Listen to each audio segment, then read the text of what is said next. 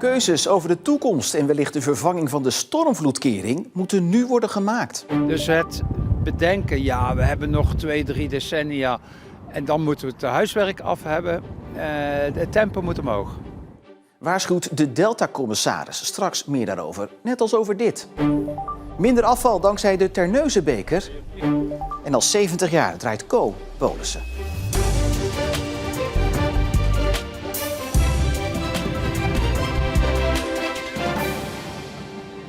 Goedenavond. De Oosterscheldekering gaat door de stijgende zeespiegel niet heel erg lang meer mee. En dus moeten er lastige keuzes worden gemaakt.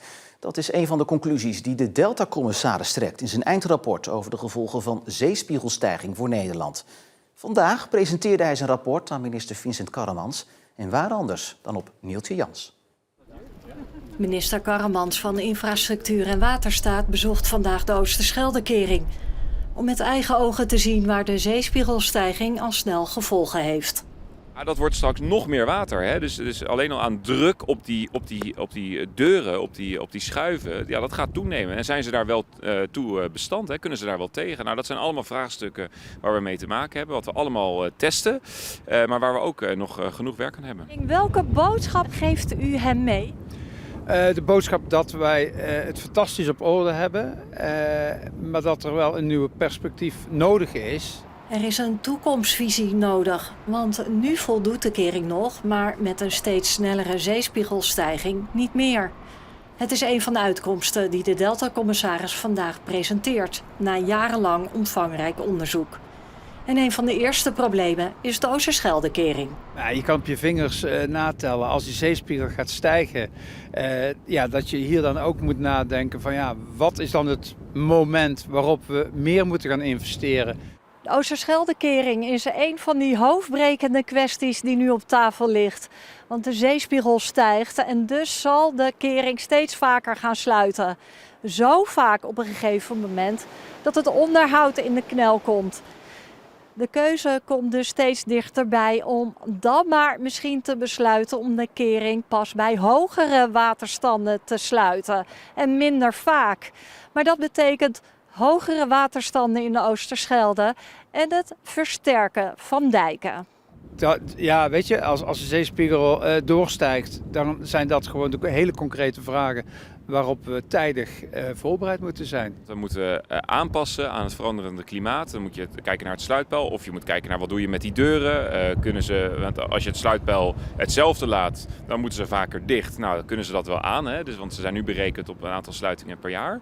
Dus daar moet je mee puzzelen. Daar hebben we heel veel mensen die daaraan werken, maar gelukkig zijn we wel op tijd. Er is nog tijd, maar niet veel, zegt de Delta-commissaris die aandringt op het nemen van besluiten. We moeten ons wel tijdig realiseren. Het gaat niet alleen om geld, het gaat ook om menskracht, om kennis, om grondstoffen en lange uitvoeringstijd. Dus het bedenken, ja, we hebben nog 2-3 decennia en dan moeten we het huiswerk af hebben. Het tempo moet omhoog. De kwestie Oosterscheldekering is maar één voorbeeld van alle moeilijke beslissingen die gemaakt moeten gaan worden nu het klimaat verandert. En het toont hoe het landschap en de waterkeringen aangepast moeten gaan worden aan nieuwe omstandigheden. Op de ene of op de andere manier.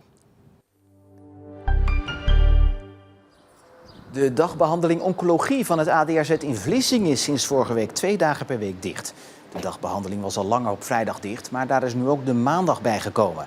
Door het efficiënter inplannen van afspraken denkt het ziekenhuis voldoende te hebben aan 3 openingsdagen per week. De sluiting op maandag is een proef. Op de dagbehandeling worden onder meer chemobehandelingen en immuuntherapie gegeven. Een brandweerwagen is vanmiddag van de weg geraakt op de toerit naar de Westerschelde-tunnel bij Terneuzen. Een 47-jarige man is daarbij gewond geraakt en naar het ziekenhuis gebracht. Vanwege de ravage op de weg is de toerit afgesloten. Opruimen en reinigen daarvan duurt waarschijnlijk nog tot ver in de avond. Verkeer wordt omgeleid. Een groot deel van de turbines van het windpark bij de Kreekraksluizen zijn stilgezet. Aanleiding is de dood van een zeearend in april. Het dier kwam in botsing met een van de wieken en overleefde dat uiteindelijk niet. De dood kwam de eigenaar van het windpark op veel kritiek te staan, omdat de turbines niet zijn uitgerust met een detectiesysteem. Dat zorgt ervoor dat turbines stoppen of langzamer gaan draaien als er een vogel in de buurt is. De turbines mogen nu pas weer gaan draaien als hier ook zo'n systeem is geïnstalleerd. En goed nieuws voor de Van Dixhoorn-brigade. De Middelburgse reddingsbrigade heeft €10.000 gekregen. En dat komt goed uit. Op dit moment hebben we een gaskachel. Dat is niet de meest gunstige manier van verwarmen. De energierekening is hier hoger dan bij mij thuis. En het is een kleiner gebouw en eigenlijk maar 1 laag die je verwarmt. Dat geeft eigenlijk al een beetje aan een houtje-touwtje oplossing. Die is niet meer van deze tijd. En zo'n cheque krijg je niet zomaar. Het belangrijkste is dat het natuurlijk moet passen binnen de visie van het ANWB-fonds. En dat betekent dat het altijd iets van doen moet hebben met duurzame mobiliteit of met de energie. En behalve een nieuwe kachel wordt met het geld ook de isolatie aangepakt.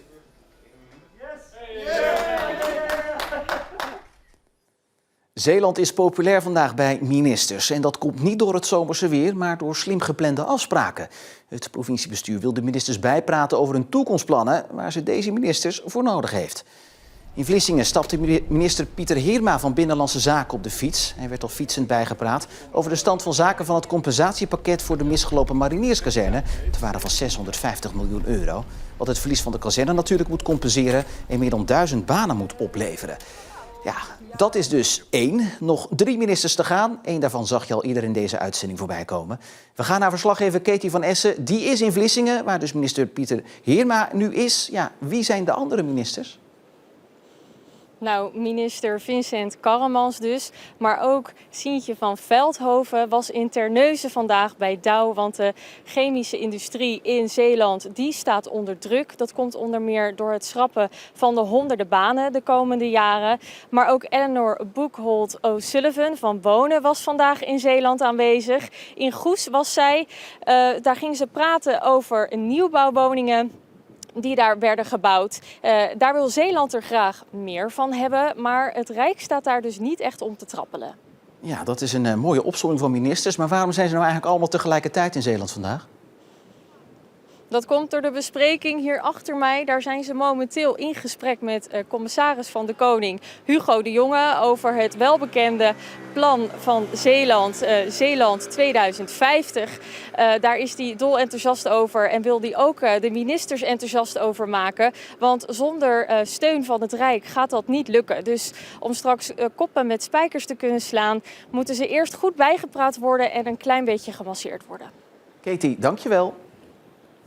De regels voor het gebruik van wegwerpplastic zijn al jaren aangescherpt. Maar voor festivals is de omschakeling naar herbruikbare bekers niet zo simpel als het lijkt.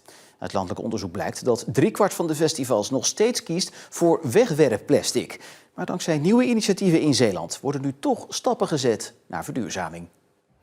Een biertje of een cola drink je op veel festivals nog uit zo'n wegwerpbekertje. Volgens organisatoren zijn de regels daarover veranderlijk en onpraktisch. Het was om gek van te worden.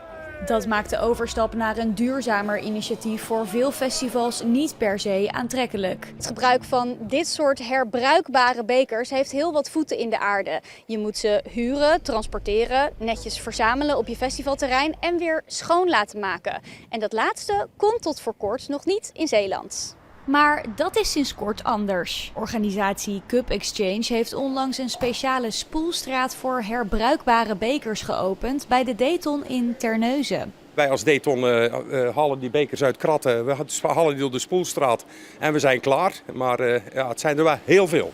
Veel te veel werk voor festivalvrijwilligers, maar bij de sociale werkplaats zijn ze er blij mee. En het gebeurt hier ook nog eens super duurzaam. Deze machine is enorm energiezuinig. Dus het laagste energieverbruik en een gewone wasstraat die verbruikt vele malen meer. Deze heeft een eigen warmtepomp, dus de verwarming waarmee we de bekers drogen wordt ook gebruikt om het water weer te verwarmen. En dat is een heel circuit in zichzelf.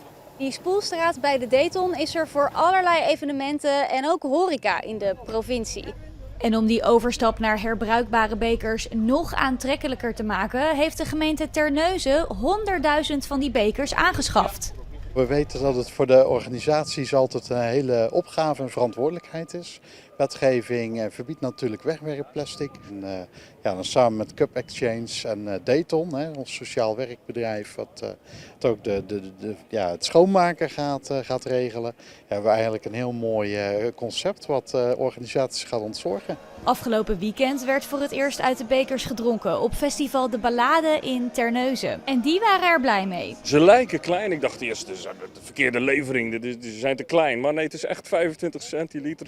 Echt nog met een maatbeker bezig geweest. Nee, prima bekers. En voor wie het nog duurzamer wilde doen, was daar de Ecopint, voor wie het milieu echt belangrijk vindt. Drinken zonder beker. Verschillende festivalorganisatoren in de provincie hebben aangegeven volgend jaar ook over te stappen op herbruikbare bekers. Grote kans dus dat je dit soort bekers volgend festivalseizoen een stuk vaker tegenkomt. Proost. Ja, van bolussen tot appelflappen. Bakker Code Seal draait er zijn hand niet voor om. En dat al 70 jaar lang. Elke dag opnieuw bakt de 84-jarige Co uit Saamslag met dezelfde passie en precisie. En het zal misschien niet verbazen, maar aan een pensioen moet hij nog niet denken. Het was mijn hobby en ze zeggen, nou je bent pensioen gehad, dan moet je met je hobby beginnen. Nou ja, ik was ermee bezig, dus ik ben er gewoon mee verder gegaan. En dus is hij nog iedere dag te vinden in de bakkerij. Van begin tot eind. Ah, een uurtje of 4. Tot dat gebeurd is, dat is s'avonds 1 uur of half 5, 5 uur. Maar dan moet je niet denken dat de dag er al op zit. Nee, dan sluit ik die winkels, want dan heb ik nog 2 winkels in Terneuzen en die pak ik dan gelijk mee. Nou, en dan eten. En dan een tukkie doen? Nee hoor, nee. Ja, s'avonds natuurlijk normaal op tijd naar bed, hè. Dat wel. Maar hoe hou je dat vol? En dat al 70 jaar? Geen idee. Dat gaat gewoon. En ja, het lukt me en het eigenlijk nog vrij gemakkelijk. Dus ja, waarom zou ik thuis gaan zitten? Zolang ik gezond ben, ga ik verder. Of ze moeten me hier wegsturen, dat kan ook nog natuurlijk. Als ze zeggen van, nou is het klaar, naar huis toe.